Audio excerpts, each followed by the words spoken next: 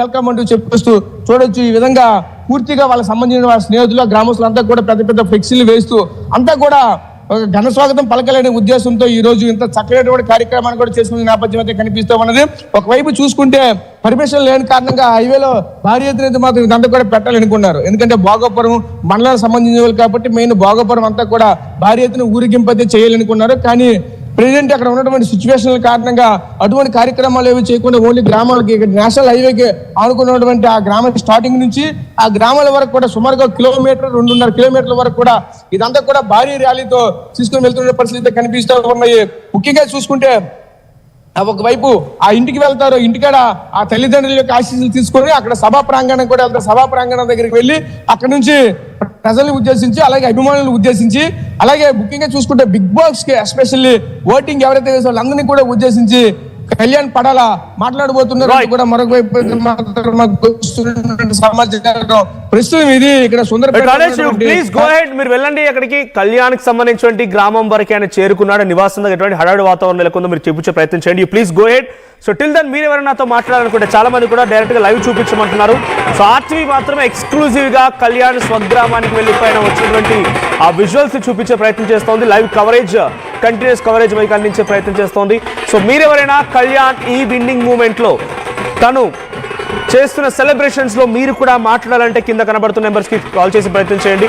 ఒక సామాన్యుడిగా big boss house లోకి entry ఇచ్చిన కళ్యాణ్ ఇప్పుడు చాలా మంది అభిమానులు సంపాదించుకున్నాడు.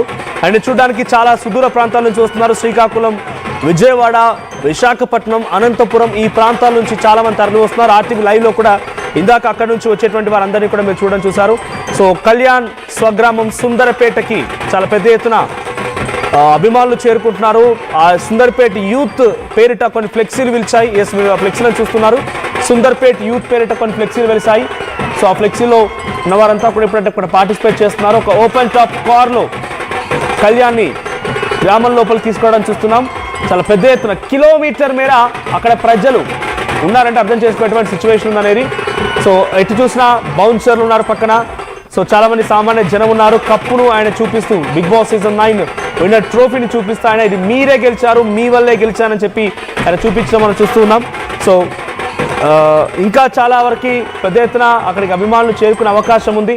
సో బిగ్ బాస్ సీజన్ 9 ముందు అగ్ని పరీక్షలో ఆయన వెళ్ళినప్పటి నుంచి ఇప్పటి వరకు సపోర్ట్ చేస్తాం మేమంతా కూడా. సో చాలా మంది కూడా ఆయన చూసి ఇన్స్పిరేషన్ తీసుకోవాలని చెప్పి చాలా మంది అక్కడికి వచ్చిన వారు చెప్తున్నారు. కొన్ని కాలర్స్ ఉన్నాయి.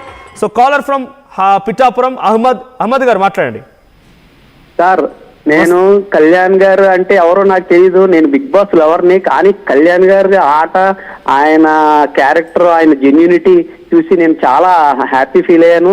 ఆయన కోసం నేను పిఠాపురం నుంచి హైదరాబాద్ స్టూడియోకి వెళ్ళి కూడా ఆయన కోసం నేను మాట్లాడడం జరిగింది నాగార్జున ఆయనతో డైరెక్ట్ గా.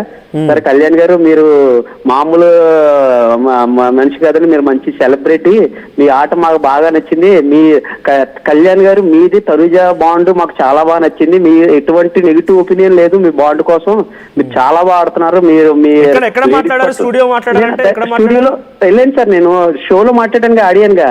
ఓహో, షోలో ఆడియన్ గా వెళ్ళి మాట్లాడాను కళ్యాణ్ గారి కోసం. కళ్యాణ్ గారితో నాగార్జున సార్ నాకు ఛాన్స్ ఇచ్చారు. టీవీలో కూడా టెలికాస్ట్ అయింది అది. ఓకే, ఏం మాట్లాడారు? కళ్యాణ్ ఏం రెస్పాండ్ ఇచ్చారు? మళ్ళీ కలిసారా మరి కళ్యాణ్ ఇప్పుడు గెలిచి వచ్చిన తర్వాత? లేదు సార్, కలలేదు. నాకు ఆ ఛాన్స్ రాలేదు. నాది పిఠాపురం, నేను పిఠాపురంలో ఉంటాను. ఒకసారి కలాల